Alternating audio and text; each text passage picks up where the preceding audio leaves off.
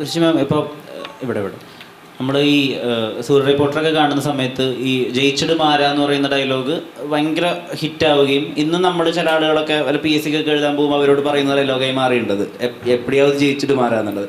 അതുപോലെ ഇപ്പോൾ puttu വെണ്ടയ്ക്കക്കറി cut pieces എന്ന് പറയുന്നതും ഒക്കെ ഞങ്ങൾ ഇന്ന് ഡെയിലി ലൈഫിൽ യൂസ് ചെയ്യുന്നുണ്ട്. അപ്പോൾ ഇപ്പോൾ ഈ പുട്ട് വെണ്ടയ്ക്കക്കറിയിലും അല്ലെങ്കിൽ ജയിച്ചിട്ട് മാറയിലും ഒക്കെ പറയുമ്പോഴും ആ സീനിന് അത് ചെയ്യുക എന്നുള്ളതല്ലാതെ ഇത് മനസ്സിലേക്ക് അതിൻ്റെ വൈകാരികത ആലോചിക്കും, അങ്ങനെ ഒരു ചിന്തയുണ്ടാവും, ഡയറക്ടറിനോട് ഒരു ഡിസ്കഷൻ ഉണ്ടാവും, അങ്ങനെ ഒരു ഉർവശി അപ്രോച്ച് ഉണ്ടോ? ഇല്ല. ഇപ്പം ഈ പറഞ്ഞ പോലെ വെണ്ടയ്ക്കക്കറിയുടെ സീൻ ഞാൻ പലപ്പോഴും പറഞ്ഞിട്ടുള്ളതാണ്. ഞാൻ ചെല്ലുമ്പോഴാണ് ഷോട്ടിന് വിളിച്ചപ്പോഴാണ് സത്യേട്ടൻ പറയുന്നത്, ഉർവശി എന്തെങ്കിലും ഒരു കറി വയ്ക്കുന്നത് ഇംഗ്ലീഷ് അങ്ങ് പറഞ്ഞു, പൊട്ട ഇംഗ്ലീഷ് അങ്ങ് പറഞ്ഞാൽ മതി. ഞാൻ പറഞ്ഞത് എങ്ങനെ പെട്ടെന്നൊരു കറി മലയാളത്തിൽ ആലോചിച്ചിട്ട് അതങ്ങ് ഇംഗ്ലീഷിലോട്ട് പറയാമെന്ന് പറഞ്ഞു. ടേക്കെന്നങ്ങ് പ്രഖ്യാപിച്ചു. ഞാൻ അവിടെ സത്യേട്ടൻ ഞാൻ ഒന്നും എന്തെങ്കിലും ഡയലോഗ് അതൊക്കെ വന്നോളും തോന്നുന്നു. ഫിലിമാ അപ്പോൾ നമുക്ക് ഇന്നത്തെ പോലെ കുറേ പരീക്ഷണമൊന്നും ചെയ്യാൻ പറ്റത്തില്ല. അങ്ങനെ അങ്ങ് പറഞ്ഞതാ. പറഞ്ഞ് ടേക്കെന്ന് പറഞ്ഞ് കഴിഞ്ഞപ്പോൾ മീര പറഞ്ഞു, അയ്യോ ഞാൻ ഉർവശിയെ നോക്കി ഇങ്ങനെ നിന്നുപോയി, എൻ്റെ റിയാക്ഷൻ കൊള്ളത്തില്ലായിരുന്നു, ഒന്നുകൂടെ എടുക്കണം. ഞാൻ പറഞ്ഞു ഒന്നുകൂടെ എടുത്തന്നെ ഞാൻ കൊല്ലും, കാരണം ഞാൻ എന്താ പറഞ്ഞതെന്ന് എനിക്ക് അറിയാൻ വയ്യ, ഇനി ഒന്നുകൂടെ പറയണോ, അതേ വേറെ ഷോട്ട് എടുക്കാൻ പറഞ്ഞു. അപ്പോൾ സത്യേട്ടൻ പറഞ്ഞു ഇറങ്ങി പാവോ മീരയ്ക്ക് വേണ്ടി ഒന്നും ഞാൻ പറഞ്ഞു ആർക്കും വേണ്ടി ഞാൻ പറയത്തില്ല, ഞാൻ എന്തോ പറഞ്ഞു എനിക്ക് അറിയാനേ വയ്യ. പിന്നെ ബാക്കിയുള്ളത് വേറെ ടേക്ക് എടുത്തു. പിന്നെ മറ്റേ വേറെ ഏത് സീനാ ചോദിച്ചാൽ അത് 30 ദിവസത്തെ വർക്ക് എല്ലാ സീൻ്റെ അവിടെ ഇവിടെയൊക്കെ മാറ്റി വെച്ചിട്ട് എനിക്ക് വേണ്ടി 8 ദിവസമാക്കി. ഞാൻ ആന്ധ്രയിലൊരു ഫിലിമിലായിപ്പോയി. ആ സിനിമയിൽ 2 കൊല്ലത്തിന് മുമ്പേ സ്ക്രിപ്റ്റ് എൻ്റെ വീട്ടിലായിരുന്നു. എൻ്റെ ക്ലോസ് ഫ്രണ്ടാണ് സുധ. അപ്പോൾ ഇവരെപ്പോൾ തുടങ്ങുമെന്ന് എനിക്ക് അറിയാൻ വയ്യ. പെട്ടെന്ന് പറഞ്ഞു മാഡം തുടങ്ങുകയാണ് പ്ലീസ് മാഡം എന്ന് പറഞ്ഞു. അങ്ങനെ ഞാൻ തെലുങ്ക് പടത്തിൽ നിന്ന് റിക്വസ്റ്റ് ചെയ്തിട്ട് അത് പോകുന്നത്. അപ്പോൾ ആ സീനൊക്കെ ടെലിഫോൺ കട്ട് മാത്രം ഒരു ദിവസം എന്ന് പറഞ്ഞൊരു ഹാഫ് ഡേ. അപ്പോൾ മാഡം ഈ സീനാണ്, ഈ ഡയലോഗ് പറഞ്ഞാൽ മതി, എന്തെങ്കിലും അതുപോലെ നീ നല്ല ജയിച്ച് വരണം കേട്ടോ എന്നൊക്കെ പറഞ്ഞാൽ മതി. പിന്നെ ഇവൻ്റെ പേര് മാറണമെന്ന് എനിക്ക് ഓർമ്മയുണ്ട്. അങ്ങനെ അടിച്ചു വിട്ടതാ. പക്ഷെ അത് കോൺസെപ്റ്റുമായിട്ടും പക്ഷേ അത് എനിക്കത് ഓരോ സീൻ വേഗം ഡ്രസ് ചേഞ്ച് ചെയ്ത് എടുക്കുകയല്ലേ. അപ്പോൾ പെട്ടെന്ന് വേഗം ഈ ഡ്രസ്സ് മാറ്റിയിട്ട് ആ ഡ്രസ്സ് മാറ്റിയിട്ട് വന്നു എല്ലാം. കാരണം അതിൻ്റെ പകുതിയും ബാക്കിയുള്ളതൊക്കെ എടുത്തു വരും നേരത്തെ.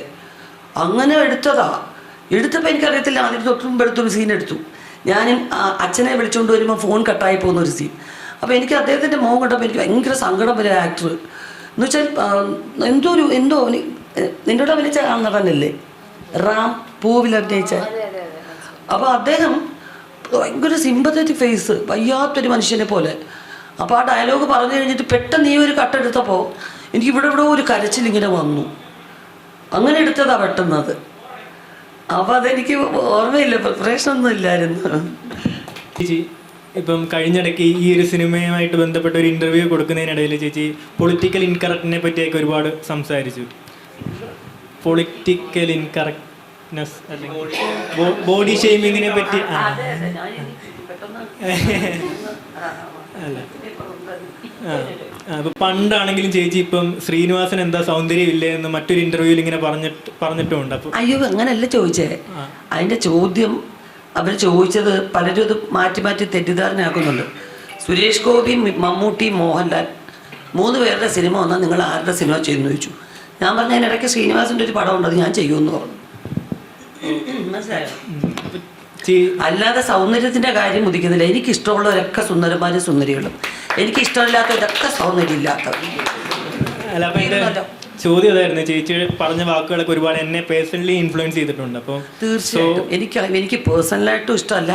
എൻ്റെ അടുത്തിരുന്നു ആരെയും ഇങ്ങനെ പിന്നെ കറുത്തിരിക്കുന്നു, ചുവന്നിരിക്കുന്നു, നമ്മൾ എന്തോന്ന് അപ്പോയിൻമെൻറ്റ് എഴുതി കൊടുത്തിട്ടാണോ ഇവിടുത്തെ ഇങ്ങനെയൊക്കെ വന്നിരിക്കുന്നത്? നമ്മുടെ കഴിവെല്ലാം ഉണ്ടോ ഇതിനകത്ത്?